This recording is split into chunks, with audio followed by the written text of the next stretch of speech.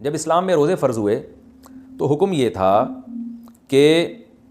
افطاری کرنے کے بعد، جب آپ غروب آفتاب کے بعد افطاری کرتے ہیں نا، تو افطاری کرنے کے بعد جب تک آپ دوبارہ سو نہیں جاتے اس وقت تک آپ کو کھانے پینے کی اجازت ہے، اس وقت تک آپ کو کھانے پینے کی اجازت ہے۔ ایک بات، جیسے ہی آپ کی آنکھ لگ گئی دوبارہ اٹھے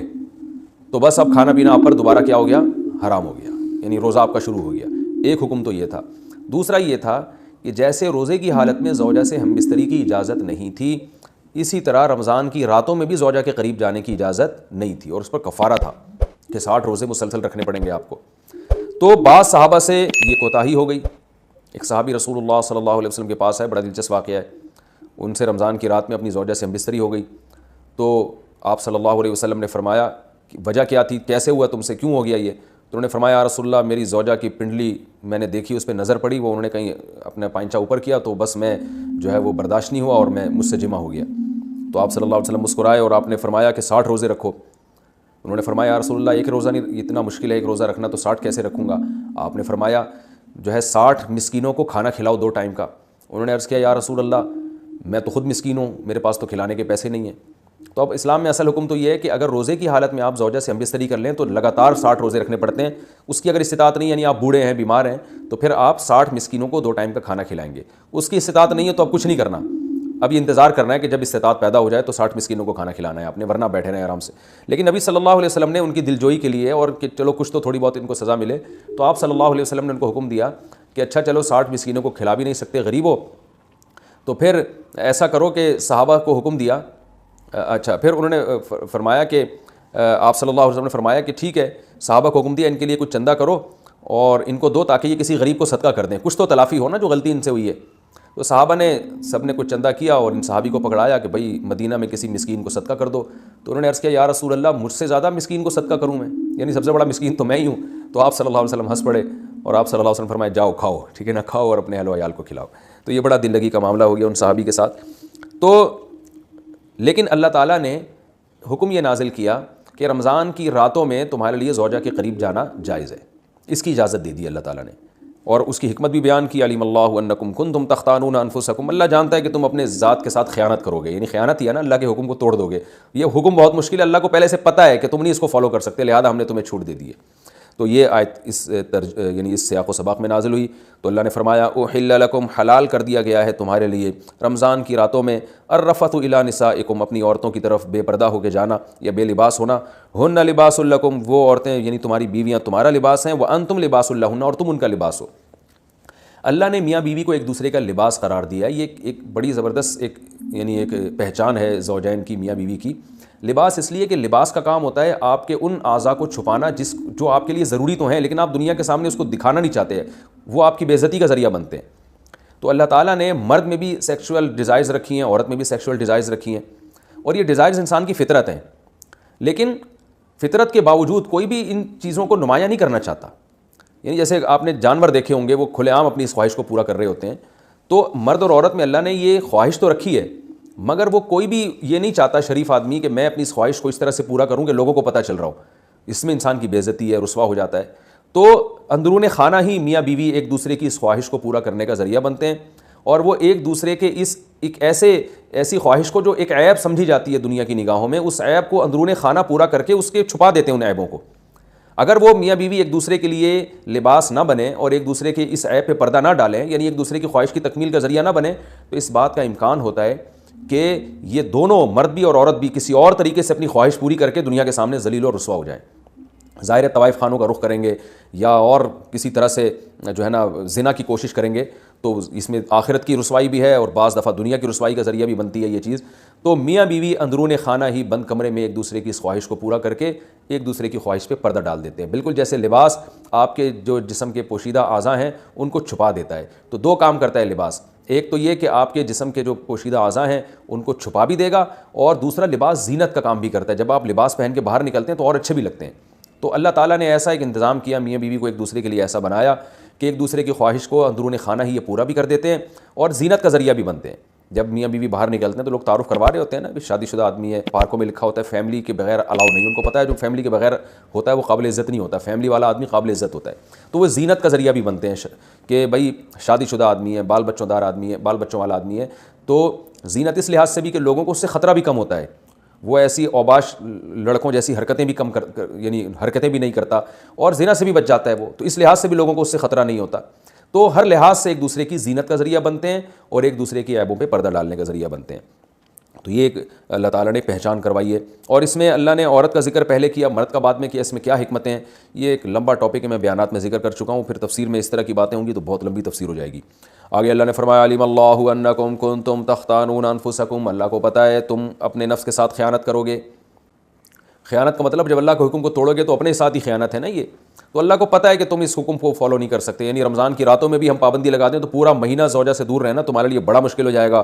اس لیے اللہ نے حکم دے دیا فتاب علیکم، اللہ تم پر متوجہ ہوا، وعفا عنکم، اور جو کوتاہی تم میں سے ہو چکی ہے، ان صحابی سے کوتاہی ہوئی تھی اللہ نے معاف کر دی، فل آنا، پس اب تمہیں اجازت ہے، باشروہن، ان سے تم ہم بستری کر سکتے ہو یعنی رمضان کی راتوں میں، وابتغوا ما کتب اللہ لکم، اور وہ اولاد تلاش کرو، وہ چیز تلاش کرو جو اللہ نے لکھ دی ہے تمہارے لیے، یعنی اس سے مراد ہے اولاد. تو اب یعنی زوجہ کے قریب اس نیت سے جاؤ کہ تمہیں اولاد ملے. تو یہاں بھی کچھ باتیں، پہلی سوال یہ پیدا ہوتا ہے کہ جب اللہ نے اس حکم کو منسوخ ہی کرنا تھا، اللہ تعالیٰ نے رمضان کی راتوں میں زوجہ سے ہم بستری کی اجازت دینی ہی تھی، تو پھر پہلے پابندی کیوں لگائی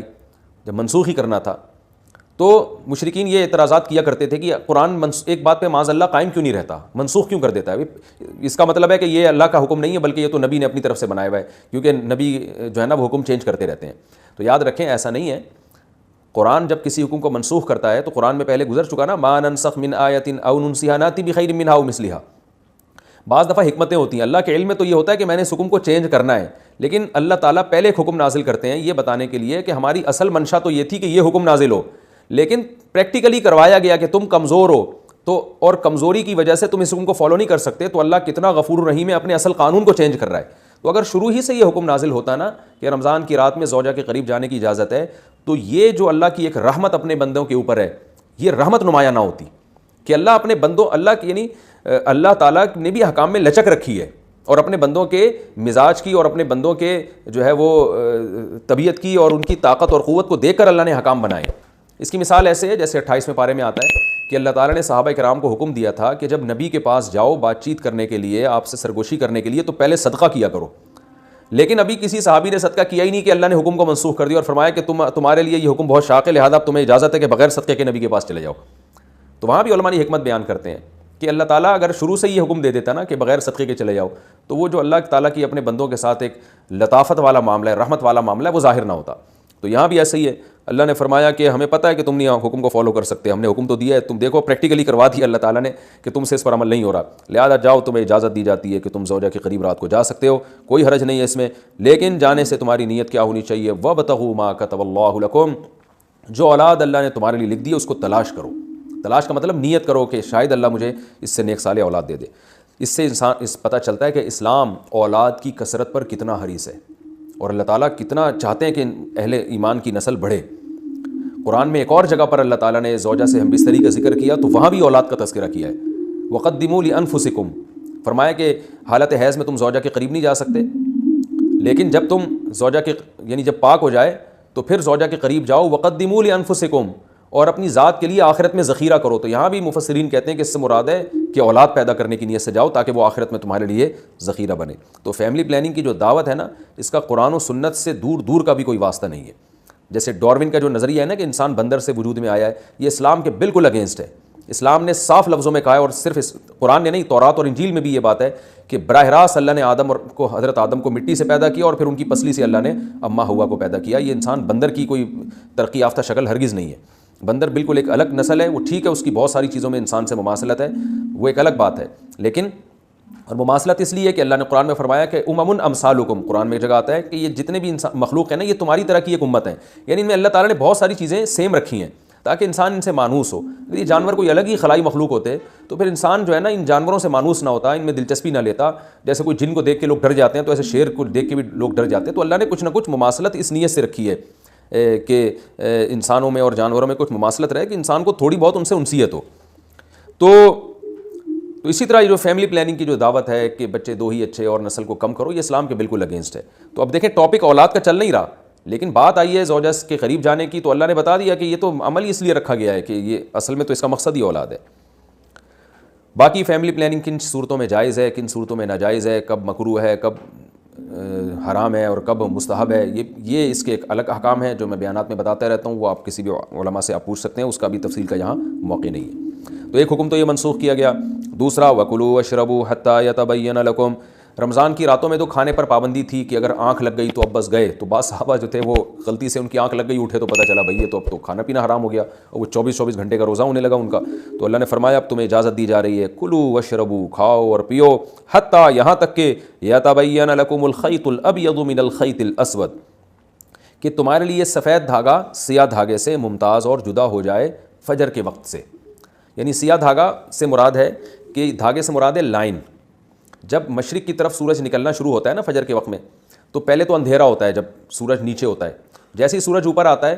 تو ایک روشنی ایسے سیدھی پھیلتی ہے، یوں نیچے سے اوپر کی طرف ایسے، تو عمود جسے کہتے ہیں۔ جب یہ روشنی ہوتی ہے تو اس کو صبح کاذب کہتے ہیں، جھوٹی صبح، یہ صحیح صبح نہیں ہے۔ پھر کیا ہوتا ہے کہ پھر ایک روشنی اس طرح پھیلنا شروع ہوتی ہے، یعنی ایسے اس طرح جو ہے نا لائن کی شکل میں سیدھی لیٹی ہوئی جسے لائن کہتے ہیں، اس طرح جو روشنی پھیلتی ہے وہ صبح صادق ہوتی ہے۔ اور ان دونوں لائنوں کے درمیان جو فرق ہے نا وہ تقریباً کراچی اور پاکستان میں 15 سے 20 منٹ کا ہوتا ہے، یعنی صبح کاذب جھوٹی صبح اور صبح صادق میں۔ تو یہ جو لائن پھیلتی ہے اس کو خیط ابیض قرآن کہہ رہا ہے، یعنی سفید دھاگا کالے دھاگے سے۔ کالے دھاگے مطلب پہلے جو بالکل سیاہ تھا وہ کالی لائن تھی، اب اس میں ایک سفید لائن آ گئی، تو سفید لائن جب بالکل ممتاز ہو جائے، صاف پتہ چل جائے کہ وائٹ جو ہے نا روشنی پھیلنا شروع ہو گئی ہے ایسے لائن یوں کر کے، تو یہ سفید دھاگا ہے اور وہ کالا دھاگا ہے، یعنی جو کالے دھاگے میں وہ سفید دھاگا ممتاز نظر آنا شروع ہو جائے تو اللہ فرماتے ہیں اس وقت تک تم کھا سکتے ہو، جس کو ہم سحری کا وقت کہتے ہیں کہ سحری کا وقت اب ختم ہو گیا ہے، سحر کا وقت، اور اب جو ہے صبح کا وقت شروع ہو گیا اور فجر کی نماز کا وقت بھی شروع ہو گیا، جس کو عربی میں فجر کا وقت بھی کہتے ہیں۔ تو یہ من الفجر جو ہے نا یہ کب نازل ہوا؟ پہلے تو اتنی آیت نازل ہوئی تھی کہ تمہارے لیے سفید دھاگا سیاہ دھاگے سے ممتاز ہو جائے، تو یہاں بھی اللہ نے ایک اپنی رحمت کا معاملہ کیا، کیونکہ یہ کنایا ہے صبح صادق سے۔ تو ہوا یہ کہ ایک صحابی بیچارے رات کو بیٹھ گئے، وہ اپنے تکیے پہ نا ایک کالا دھاگا اور سفید دھاگا رکھ کے، اور صبح دیکھنے لگے کہ جب یہ دونوں میں فرق پتہ چلے گا تو میں کھانا پینا بند کر دوں گا۔ تو نبی صلی اللہ علیہ وسلم نے ان کو فرمایا کہ بھائی اس سے مراد صبح صادق ہے، یہ نہیں کہ واقعی سفید دھاگا لے کے بیٹھ جاؤ۔ تو پھر اللہ تعالیٰ نے من الفجر کا لفظ بھی آسمان سے نازل کیا، صرف من الفجر یہ لفظ نازل ہوا کہ اس سے مراد کیا ہے؟ فجر۔